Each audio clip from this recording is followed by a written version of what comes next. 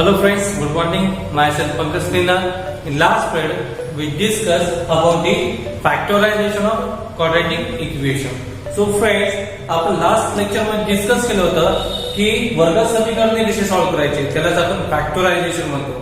आणि त्यामध्ये आपण पाहिलं होतं की व्हेरियस प्रॉब्लेम आपण डिस्कस केले आणि ज्यामध्ये मग आपण फॅक्टर कसे पाडायचे ते आपण पाहिलं होतं. आता पहा, आपल्याला आज नवीन इंटरेस्टिंग टॉपिक शिकायचं आहे, ते आहे तुमचं कम्प्लिटिंग द स्क्वेअर मेथड.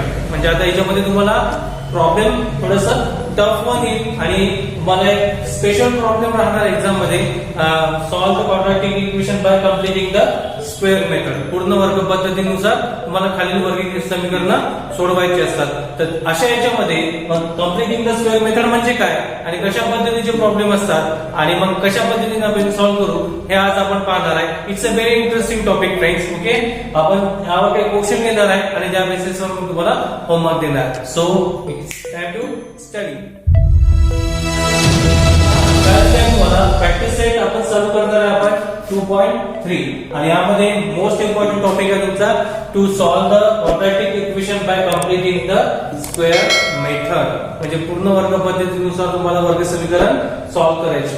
आता जनरली आपण काय करत असतो फ्रेंड्स, जेव्हाही तुम्हाला एखादं वर्ग समीकरण किंवा क्वाड्रॅटिक इक्वेशन दिलं, आपण लास्ट लेक्चर मध्ये प्रॉब्लेम पाहिलेले, त्याच्यामध्ये तुम्हाला समजा एक क्वाड्रॅटिक इक्वेशन दिलेलं असेल फॉर एक्झाम्पल, त्याच्यामध्ये आपण फर्स्ट टर्म आणि लास्ट टर्मचा प्रोडक्ट करत होतो आणि मिडल टर्म आपण स्प्लिट अप करत होतो. म्हणजे या मिडल टर्मला आपण स्प्लिट अप करत होतो, म्हणजे दोन त्याचे फॅक्टर पाडत होतो आणि त्यानुसार मग कॉमन घेऊन किंवा त्याच्या पेअर पहिले फॉर्म करत होतो, मग त्यामधनं कॉमन आणि मग कॉमन सेम असेल तर मग एकदाच लिहित होतो आणि मग अशा पद्धतीने आपण ते क्वाड्रॅटिक इक्वेशनचे रूट्स फाइंड आउट करत होतो. त्यालाच आपण फॅक्टरायझेशन म्हटलं होतं. आता या केसेस मध्ये पहा की काही असे काही क्वाड्रॅटिक इक्वेशन असतील या केसेस मध्ये, तेव्हा आपल्याला completing the square method use करायची. पहा, आता यामध्ये x square plus 10x plus 2 is equal to 0. जर आपण पहिल्या मेथडनुसार किंवा क्वाड्रॅटिक इक्वेशन जे फॅक्टरायझेशन मेथडने सॉल्व्ह करतो तसं जर सॉल्व्ह केलं तर पहा काय होते. फर्स्ट आणि लास्ट टर्मचा जर प्रोडक्ट केला 1 into 2 तर मल्टिप्लिकेशन किती येणार 2 आणि मग मल्टिप्लिकेशन 2 पाहिजे आणि ऍडिशन किती पाहिजे 10. आता मल्टिप्लिकेशन 2 पाहिजे तर मॅक्सिमम फॅक्टर काय पॉसिबिलिटी 2 into 1, 2 1 जा 2. मग 2 into 1 काय येणार 2 येणार आणि त्या दोघांचं ऍडिशन करा किंवा सबट्रॅक्शन करा. मॅक्सिमम ऍडिशन किती येणार त्याची 3 आणि मिनिमम किती येणार 1. मग आता तुम्हाला इथे लक्षात असेल तर हा तर 10 मिळतच नाही. तुम्हाला जे आता मी ओरली एक्सप्लेनेशन केलं त्यावरून तुम्हाला समजलं असेल की याचे जर फॅक्टर काढतो म्हटलं आपण, त्याचे फॅक्टर किती येणार 1 into 2 2 मिळतं. ओके, आणि यांची ऍडिशन किती पाहिजे, आता मग यांची ऍडिशन पाहिजे 10, कारण की मिडल टर्म काय देत असते ऍडिशन सांगते किती यायला पाहिजे. मला या 2 चे असे फॅक्टर पाडायचे जेणेकरून त्या दोन संख्येची ऍडिशन 10 यायला पाहिजे आणि त्या दोन संख्येचा मल्टिप्लिकेशन किती यायला पाहिजे 2. आता मल्टिप्लिकेशन 2 यायला पाहिजे तर आपण फॅक्टर काय लिहू शकतो मॅक्सिमम 2 into 1 हेच फॅक्टर लिहू शकतो. याच्या व्यतिरिक्त दुसरे फॅक्टर आपण करू शकणार नाही कारण त्यांचा मल्टिप्लिकेशन 2 यायला पाहिजे. आता या दोघांना जर मल्टिप्लाय केलं 2 into 1 नो डाऊट 2 मल्टिप्लिकेशन येणार, पण या दोघांची जर ऍडिशन केली किती येणार 2 plus 1 that is 3. पण आपल्याला 3 हवा आहे का नाही. मग आता इथे लक्षात आलं असेल की ते आपण त्याला प्रॉपरली फॅक्टर लिहू शकत नाही.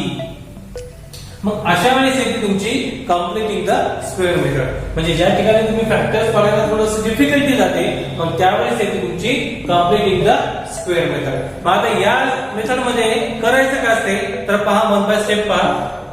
काय करायचं, जे काही क्वाड्रॅटिक इक्वेशन दिलेलं असेल तर त्या क्वाड्रॅटिक इक्वेशन मध्ये फर्स्ट ऑफ ऑल पहा, एक प्रॉब्लेम समजून घ्या की दोनच टर्म राईट करायच्या x स्क्वेअर प्लस 10x आणि जो काही कॉन्स्टंट असेल तो कॉन्स्टंटला मूव्ह करायचं.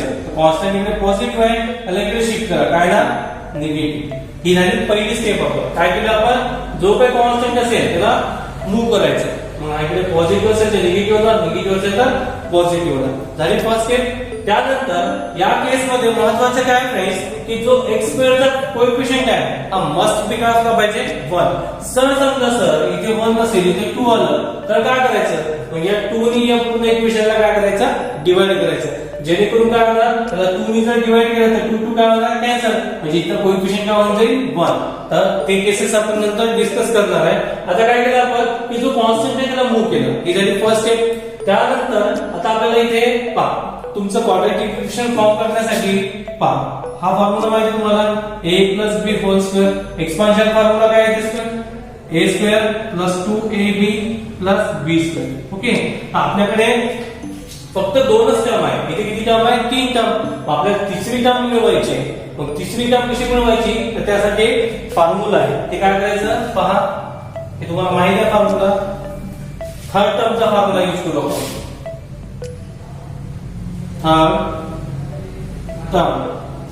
Third term is equal to काय यायला पाहिजे? थर्ड टर्म म्हणजे तिसरं पद, मराठीमध्ये तिसरे पद. कारण की इथे दोनच पद दिलेले आहे, दोनच टर्म आहे. आपल्याला थर्ड टर्म काढायची आहे म्हणून हा फॉर्म्युला यूज करायचा. 1/2 इंटू कोएफिशिएंट ऑफ x आणि त्याचा स्क्वेअर. हा फॉर्म्युला तुम्हाला मोठा होतो. 1/2 इंटू कोएफिशिएंट. कोएफिशिएंट म्हणजे काय? x चे सहगुणक. मराठीमध्ये x चे सहगुणक. याला अल्टरनेटिव्ह दुसरी पण फ्रेंड्स मेथड आहे ती तुम्हाला नंतरच्या याच्यामध्ये डिस्कस करू. ही सोपी आहे म्हणून ही पहिली सांगतो तुम्हाला. यालाच मराठीत काय म्हणतात? 1/2 इंटू काय मराठीमध्ये काय कोएफिशिएंट ऑफ x ला x चे सहगुणक आणि ब्रॅकेटचा स्क्वेअर. मग आता पहा third term is equal to हे ऍज इट इज राहणार. यालाच आपण शॉर्ट मध्ये लिहू. थर्ड टर्म किती? Third term is equal to 1/2 as it is into coefficient of कोणाचा म्हणते x. कोएफिशिएंट ऑफ x किती आहे? x स्क्वेअर तर नाही म्हटलं मी. कोएफिशिएंट ऑफ x तर मग कोएफिशिएंट x च पाहायचा. हा झाला x, त्याचा कोएफिशिएंट किती आहे? 10. सो इथे राईट करा 10 आणि त्याचा काय? Square. So third term is equal to काय ना 1/2. 1 ने मल्टिप्लाय करा 1 into 10 तर काय ना 10 डिवाइड बाय 2 त्याचा काय ना स्क्वेअर.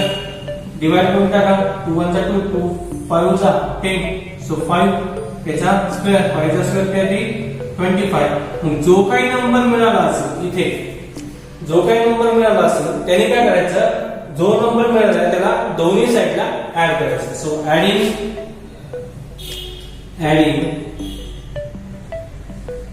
25 on both side. दोन्ही बाजूस काय करायचं आपल्याला?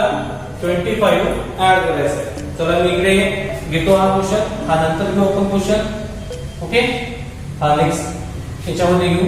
हेच अल्टर इथे सॉल्व करतात. Okay, so adding 25 on both side. जो काही नंबर मिळाला त्या दोन्ही बाजूला तो ऍड करायचा. मग आता इकडची बाजू काय लागेल फ्रेंड्स?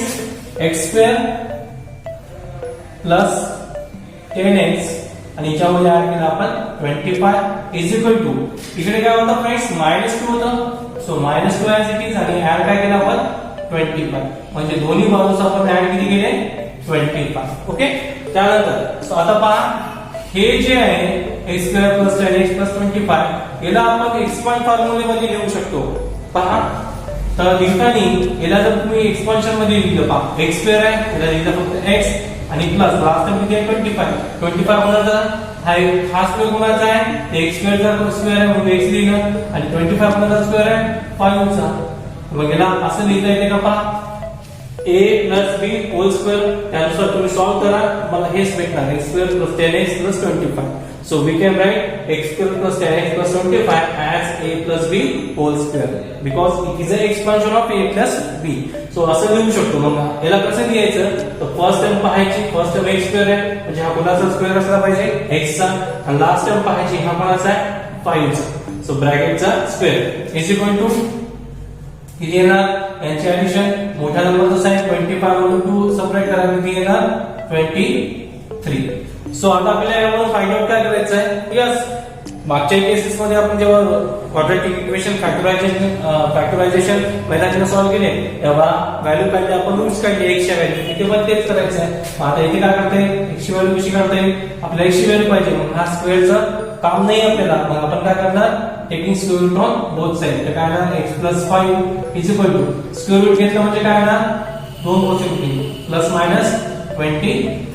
काय घ्यायचं? हा स्क्वेअर रिमूव्ह करायचा, प्लस मायनस दोन पॉसिबिलिटी आणि समोरच्याला कसं टाकायचं? घरात. घरात म्हणजे स्क्वेअर रूट मध्ये, कारण की आपण घेतलं taking square root on both side. Okay, इथे वाटलं तर तुम्ही लिहू शकता. मग काय येणार? यावरून दोन पॉसिबिलिटी आहे. आपण केस फर्स्ट कन्सिडर करू. केस फर्स्ट कोणती पॉझिटिव्ह लिहू आपण x plus 5 is equal to positive काय 23.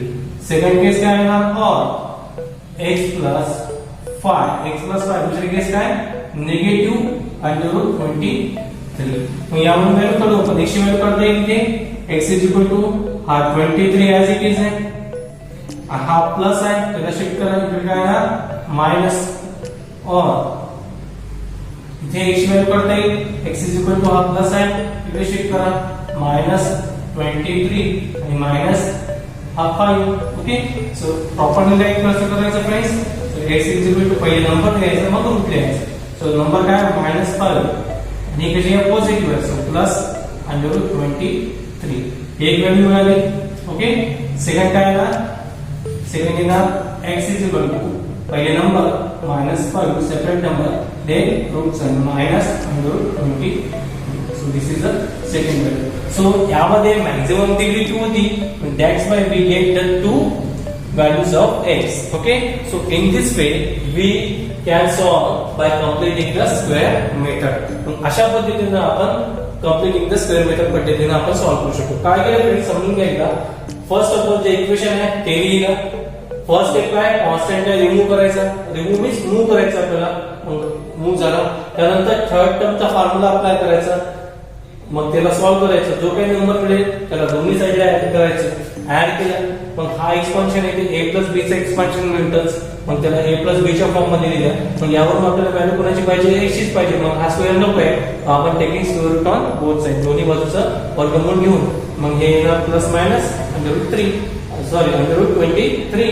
मग आता दोन केसेस येणार पॉसिबिलिटी x प्लस 5 हा प्लस साठी आणि x प्लस 5 हा मायनस साठी.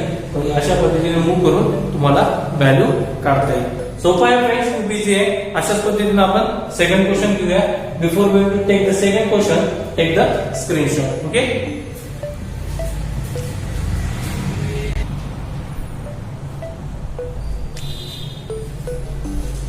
now come to the second question friends. काय दिलेलं पहा x square plus x minus 20 is equal to 0 and solve this quadratic equation by completing the square method. आता या केसेस मध्ये काय करायचं पहा एक क्वेश्चन अजून समजून घ्या. त्याच बेसिसवर मी थर्ड क्वेश्चन जो आहे तो तुम्हाला होमवर्क साठी देणार आहे. समजून घ्या पहा फर्स्ट स्टेप काय असते आपली टू मूव्ह द कॉन्स्टंट म्हणजे आपल्याला कॉन्स्टंट मूव्ह करायचं आहे. मग काय करणार आपण ते सोल्युशन मध्ये हा x स्क्वेअर प्लस x हा इकडे निगेटिव्ह आहे तिकडे शिफ्ट करायला आता पॉझिटिव्ह झाली. आपण मूव्ह केला कॉन्स्टंट. देन नेक्स्ट स्टेप काय असते आता इथे दोनच टर्म आहे आपल्याला थर्ड टर्म मिळवायची आहे. मग apply the third term formula. Now third term is equal to काय ना 1/2 into coefficient of x short मध्ये लिहित आहे मी आणि त्याचा काय स्क्वेअर. हा आपला थर्ड टर्मचा formula tt means third term. काय करायचं 1/2 as it is into coefficient of x. x चाच फक्त कोएफिशिएंट पाहायचा आहे. मी x स्क्वेअर तर नाही म्हटलं काय x चा कोएफिशिएंट काय आहे x आहे त्याचा कोएफिशिएंट किती आहे 1. सो इथे येणार 1 आणि त्याचा स्क्वेअर काय येणार 1 into 1 1च येणार 1/2 होल स्क्वेअर. 1/2 मीन्स 1 चा स्क्वेअर 1 2 चा स्क्वेअर 4. मग मी सांगितलं होतं जो काही ते नंबर मिळेल त्या नंबरला काय करायचं adding 1/4 on both side. So we can write now adding 1/4 on both side. दोन्ही बाजूस आपल्याला काय करायचं आहे ऍड करायचं आहे. मग हे आपलं इक्वेशन होतं x स्क्वेअर प्लस x इथे ऍड केलं आपण 1/4 इक्वल टू इकडे होतं 20 तिथे ऍड केलं आपण 1/4. हे 1/4 आपण ऍड केलेलं आहे. Okay so adding 1/4 on both side. So आपलं होतं x स्क्वेअर प्लस x इथे ऍड केलं आपण 1/4 इथे होतं 20 इथे ऍड केलं आपण 1/4. मग आता हे जे आहे याला आपल्याला एक्सपांड फॉर्म्युला मध्ये कन्वर्ट करायचा a प्लस b ब्रॅकेटचा स्क्वेअर. सो याला काय राईट करू शकतो पहा हा x तर इथे x लिहू आपण x चा स्क्वेअर काय येणार x याचा स्क्वेअर हे काय x स्क्वेअर येणार आणि लास्ट टर्म किती आहे 1/4. 1 चा स्क्वेअर किती 1 येतो आणि 4 कोणाचा स्क्वेअर आहे 2 चा. त्याला असं राईट करू शकतो आणि याला जर तुम्ही a प्लस b नुसार एक्सपान्शन केलं तर तुम्हाला हे मिळतं. इक्वल टू काय येणार इथे पण इथे अपॉन मध्ये काहीच नाही म्हणजे किती आहे 1. मग याचा एलसीएम घ्या 4 × 1 4 क्रॉस मल्टिप्लाय 4 × 2 दॅट इज 8. त्यावर 0 ऍड करा आणि प्लस 1 × 1. सो काय मिळालं आपल्याला हे सॉल्व्ह करू आपण. पहा हे काय x plus 1/2 whole square is equal to इथे काय येणार 80 प्लस 1 दॅट इज 81 अपॉन 4. मग आता यावरून व्हॅल्यू कोणाची पाहिजे आपल्याला x ची. मग हा स्क्वेअर नको आहे मग taking square root on both side इथे लिहू शकता तुम्ही. Taking square root on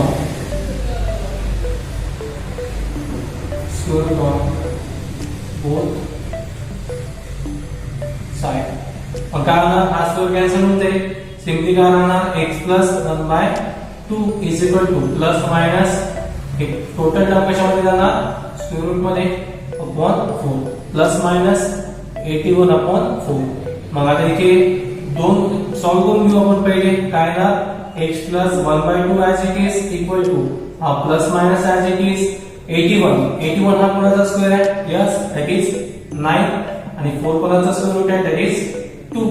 okay so मग दोन पॉसिबिलिटी आहे तो 1/1 सॉल्व करणार. केस फर्स्ट काय ना x plus 1/2 is equal to positive term घ्या दॅट इज 9/2 और सेकंड काय ना x प्लस 1/2 नेगेटिव्ह घ्या इक्वल टू मायनस 9/2. सॉल्व करायचं x इज इक्वल टू हा 9/2 होता हा प्लस होता त्याला शिफ्ट करा काय ना मायनस 1/2. याला सॉल्व करू आपण x is equal to base same base किती आहे 2 बेस सेम असेल तर त्यांची ऍडिशन आणि ते काय मायनस तर subtraction 9 - 1 that is x is equal to 9 - 1 that is 8/2 आणि 8/2 means x equal to 4. Okay याच पद्धतीने हे सॉल्व करा. काय ना x इज इक्वल टू हा मायनस 9/2 होतं हा प्लस आहे तिथे शिफ्ट करा मायनस होणार 1/2. पुन्हा x इज इक्वल टू दोघांचा बेस आहे बेस किती एलसीएम 2 बेस सेम वरच्यांची ऍडिशन म्हणजे -9 आणि -1. So x is equal to दोन्ही संख्या निगेटिव्ह आहे त्यांची काय करणार ऍडिशन होईल minus sign it is -10 upon 2 it is x is equal to -5. So अशा पद्धतीने हे कॉम्प्लिटिंग द स्क्वेअर मेथड तुम्हाला 2 किंवा 3 मार्कासाठी विचारलं जाते बोर्ड एक्झाम मध्ये. खूप इझी मेथड आहे आणि हे तुम्हाला आज 2 क्वेश्चन घेतले आहेत. एक केस सेकंड करायचे आज 2 क्वेश्चन आपण घेतले आहेत. त्याच बेसिसवर मी क्वेश्चन थर्ड हा तुम्ही होमवर्क घ्यायचा आहे आणि कॉम्प्लिटिंग द स्क्वेअर मेथडने सॉल्व्ह करून मला व्हॉट्सअपवर स्नॅप सेंड करायचा आहे. आय होप सो तुम्हाला जे आजचा कन्सेप्ट घेतला कॉम्प्लिटिंग द स्क्वेअर मेथड हा समजला असेल. सो बाकीचा आपण प्रॉब्लेम नंतर डिस्कस करूया नेक्स्ट लेक्चर मध्ये आणि हा होमवर्क तुम्ही सॉल्व्ह करून मला पाठवायचा आहे व्हॉट्सअपवर. Okay friends thank you.